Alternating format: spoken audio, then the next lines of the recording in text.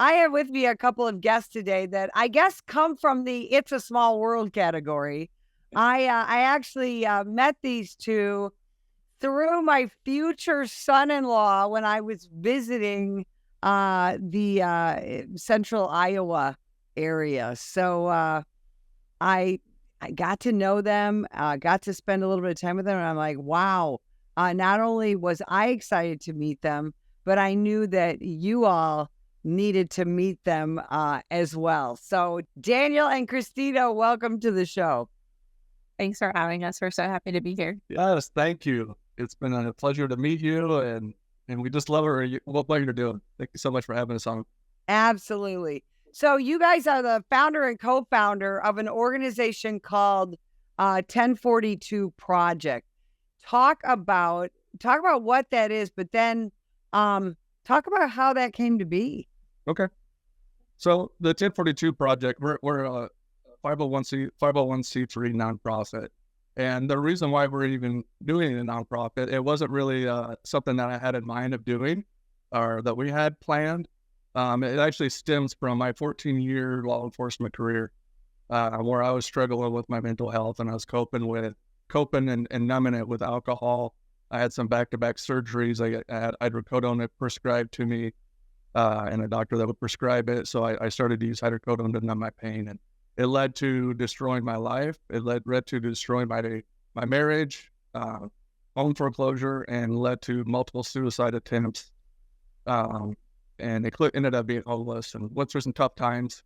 And I had an encounter that had changed my life when I was trying to kill myself south of town. It was the first time ever that I had an encounter with God. And honestly, I was kind of running from God most of my life. I didn't know how you could let all this stuff happen, but while I was trying to end my life, I was about a mile away from where I was going to wreck. And I felt the presence of the Holy Spirit come in and just call me. And at the time, I've got snot running down my face. I'm bawling. I can't breathe. I just want to get to where I would have wrecked my car. And when the sense of peace came, there was a turn to go off to a lake south of town. It's called Lake Aquabi. And I felt the Holy Spirit was like a download telling me to turn and go to the lake. And I verbally said out loud, if you're real, I'm going to see you in a couple of minutes. And I was really mad.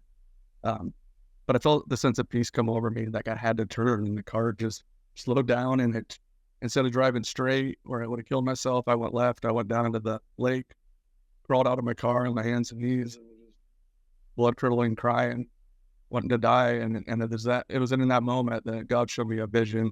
I've never had a vision before.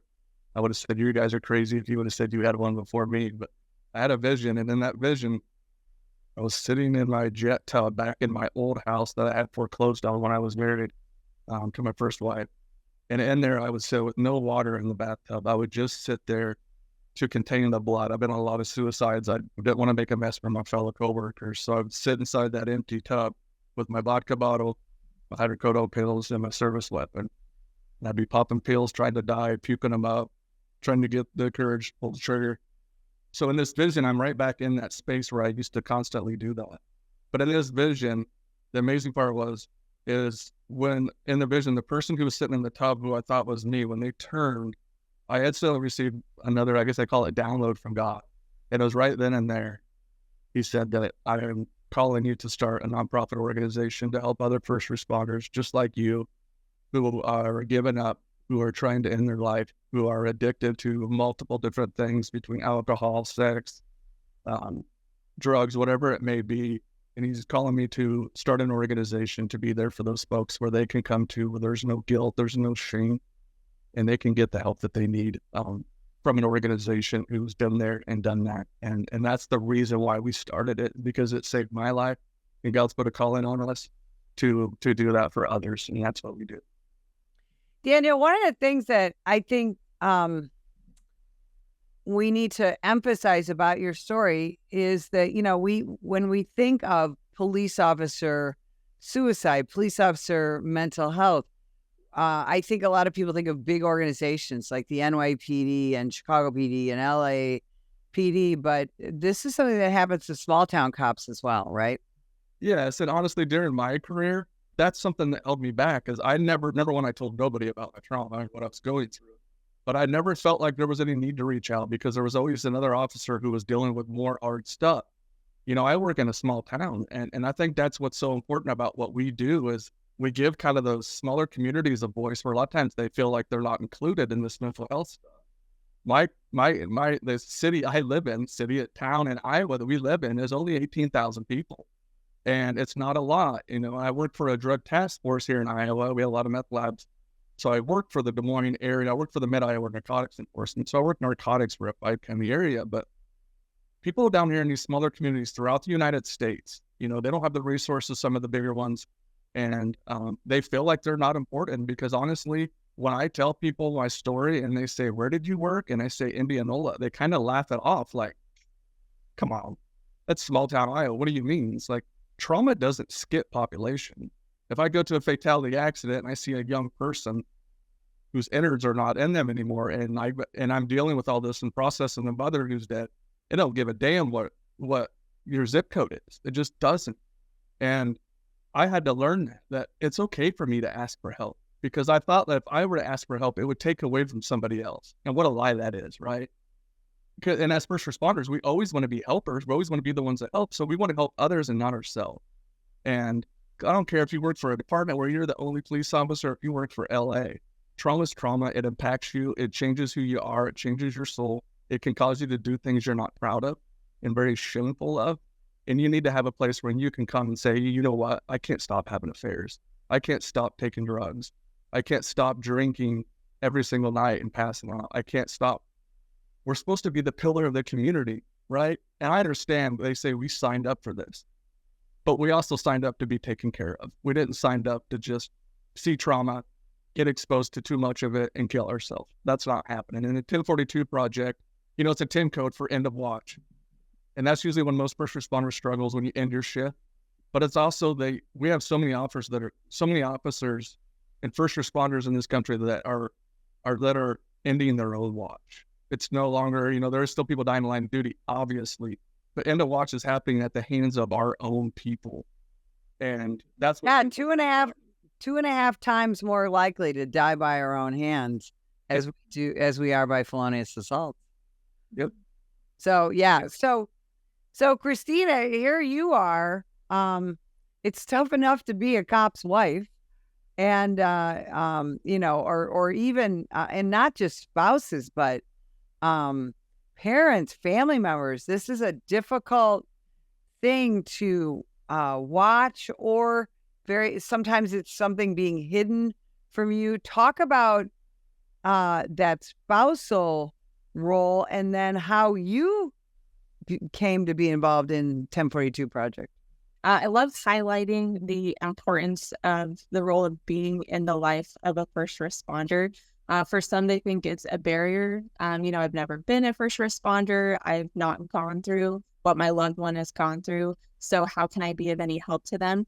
But I really want you to hear me when I say you can definitely be that safe space for the person that you love, for the first responder in your life. I became involved in 1042 project just with Daniel. By being with him, we created it together, and my role really came from being able to just be in his life while he was struggling, and we learned from our own experiences how to be the safe space, how to be that safe person. And so just to kind of walk you through that, when I noticed he was struggling, there was something heavy on his heart, or his reactions were clearly coming from not what was actually going on around us. And he had a lot of things inside of him that he was wrestling with. I didn't force him to talk about anything. And that's kind of how we work with the first responders and family members that come to us. We don't force anything. I just wanted him to know anything that he wants to share is safe to share. I'm not going to judge anything. He was free to tell me anything he wanted to tell me, the stories, how he felt, the confusion, the chaos. He could share any of it with me, and it was safe. And I loved him still. I never loved him any less from anything that he shared, and I never judged him for anything that he shared. And that's exactly what we do for every first responder that comes to us. And that's really where the true connection and the healing starts. that's how you be a safe space. You just let someone show up just as they are in that moment, and you love them how they are, and you don't demand the healing first, because when they connect with you, that's when the healing comes. You know, what you said, Christina, is so important because as first responders, you know, we're supposed to be, you know, tough and silent, and the people who love us, like you know, we want you to look at us and think, oh, it's my hero, you know, and all that stuff. And so that like you said, that safety of being able to be just who you are, whether it's to really talk about what's happening or to just sit there and be together, that's so important, isn't it? Yeah. And he really responded to that. Like, I think just the ability for him to be in relationship with somebody that wasn't demanding anything outside of what he was ready to share. And in the beginning, it wasn't much. It was just a little bit. And I could kind of feel that he was testing the waters. What's going to happen when I share this with her? What's going to happen when I tell her that I'm really struggling with this and I don't know if I'm okay? And each time I just took each opportunity and just validated it and made sure that he knew I love him. And I think he's amazing. What a sign of strength. And it just continued and grew from there. So you guys take this horrible, but eye-opening and ultimately freeing event in your life, Daniel, and you turn it into something amazing. Talk about what you guys are doing. Yeah, so really, you know, when I had the vision, God started showing me how He wanted the organization to be ran, and He was showing me that a lot of times organizations, when they build, and they try to be the it for everybody, and they keep everything in house, and we're going to be the experts. We're not. And God said, I'm tired of this. He said, I need an organization to come together that will not compete with the others, but complete them, to where we all work together. So our organization, what's unique about us is we're that bridge to get them to the resources.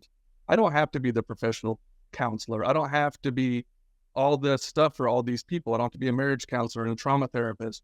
My goal is to provide a safe place for people to encounter love and to find healing. Where they can come and they get to hear from like-minded people. And in doing that, it's really opened up the door. So a lot of what we do is people may come to us and just say, hey, I can't sleep at night. I'm not sure what's going on with me. Or it could be they will call and say, you know, they have a gun to their head and they're really struggling. It's a wide variety. Our goal and our job as our team is I meet with that person and talk with my team, and she meets with them, and we come up with a plan. Where are you? Where do you want to be? And we don't tell them where to go. We just show them all the options that are out there. And then we help them plan how they want their healing journey to go. And we're not there to say, pick this one, pick that one. We're there to guide them, set it up for them. If they need help financially, or if they need help with the logistics, we help get that, set them up, and get them set to the ones who are called and qualified to do that. So our organization is a community, right? And one of the big things we like to do is life-giving events. A lot of first responders, when they start to deal with their mental health, one of the things they give up first are their loves of hobbies and sports, fishing, hunting, playing music, playing the piano, guitar. We give up on these things that God's put in us to enjoy. And we start to go into isolation, and we quit touching these things that we have. So our whole goal is to get people back in to doing the things that they love. So, you know, our goal is we're taking out, you know, first responders out on guided fishing trips, hunting trips, to get them back out and doing the things they love. If it's something that they want to go to that they enjoy, we want to help them get there if we can help them, and get people back into enjoying the things that we're supposed to be enjoying, as opposed to just going to work and coming home and just trying to survive. And right now, the big thing we're having is we got veterans, you know, that are 5, 10 years in, 14, 15 years in. They're getting to a point where the trauma's taking them over. They're becoming alcoholics and they're losing their jobs. And we need to quit treating our first responders like garbage. We give grace to all the community, the bad guy, all the grace to everybody. We can't give grace to each other because of policy and stuff like that. I understand that, but instead of throwing these officers out, we need to stop and restore them. Allow them to step away from the job and get restored mentally and physically, because when they come back, they're going to be your most experienced, well-rounded officers you will have in your department.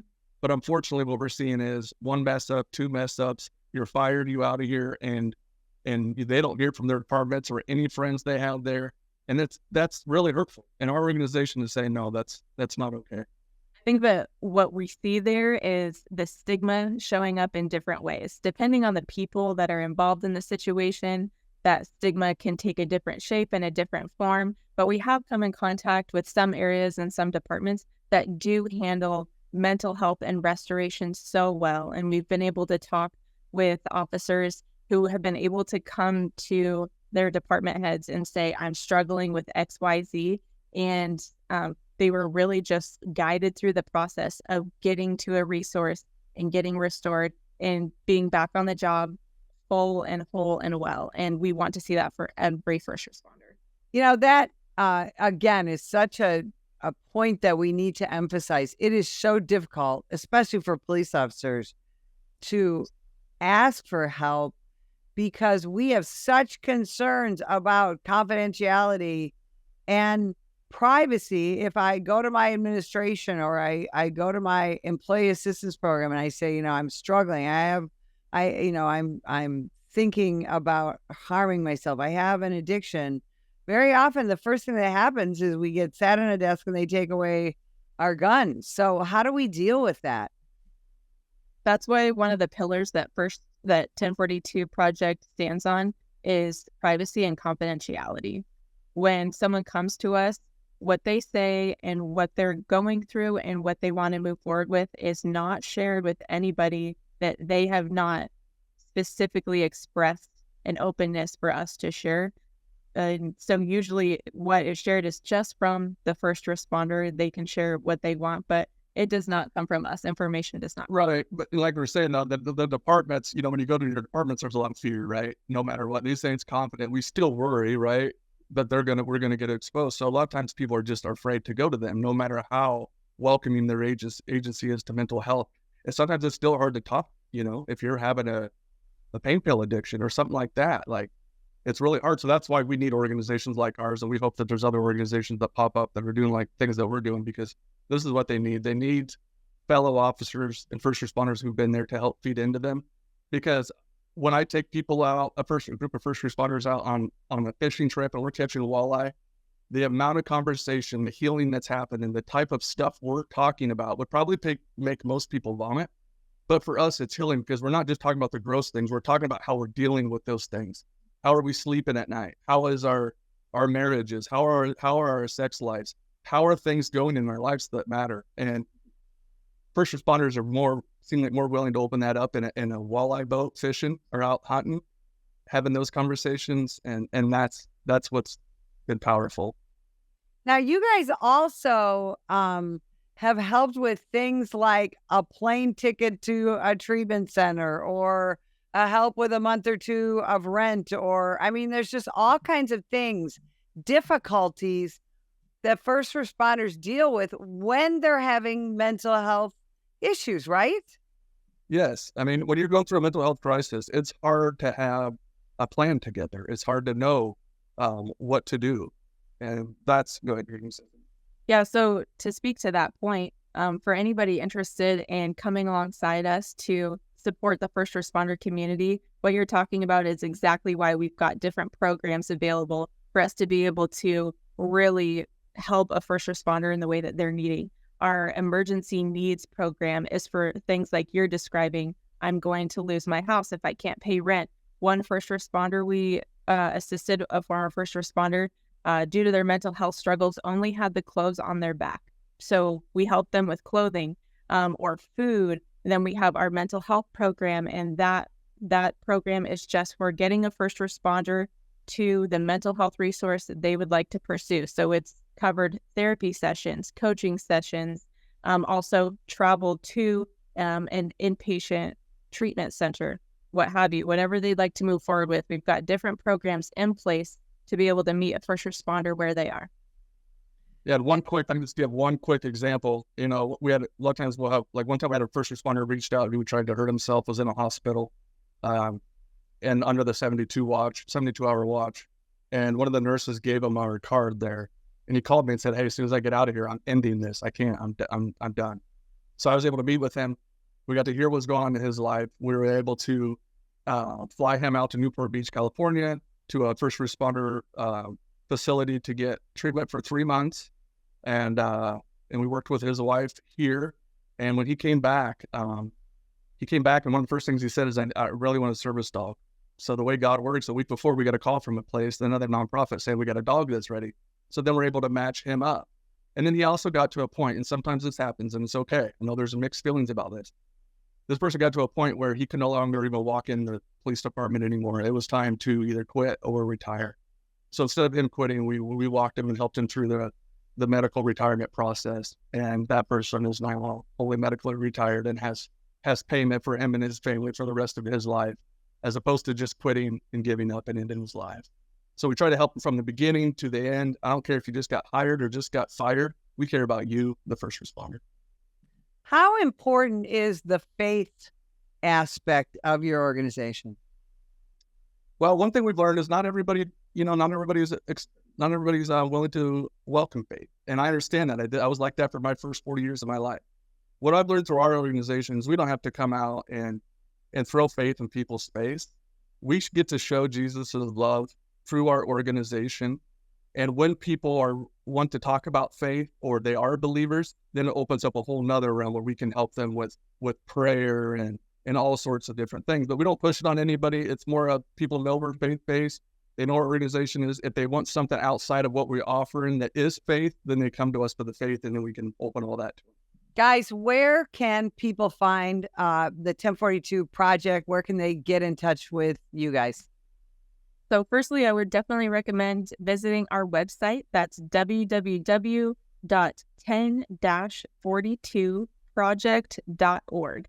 And on our website, that'll have a link to links to our podcasts and all of our social media. For social media, we are on Facebook, Instagram, and LinkedIn. You'll find us at 10-42 Project on all of those platforms. I got to tell you guys, this has been a wonderful opportunity to bring what you're doing to the rest of the nation. We so appreciate what you do, and we thank you for being with us today. And if you'd like more information about the National Police Association, visit us at nationalpolice.org. Are you passionate about supporting law enforcement? The National Police Association is on a mission to strengthen our communities, protect our families, and ensure justice prevails. But they need your help. Every dollar you donate makes a difference. It funds the legal defense of police officers and police agencies, supports advocacy for pro-law enforcement legislation, and funds community outreach programs and education. Imagine safer streets, stronger bonds between officers and neighborhoods, and a brighter future for all. Join us. Visit our website at nationalpolice.org to donate today.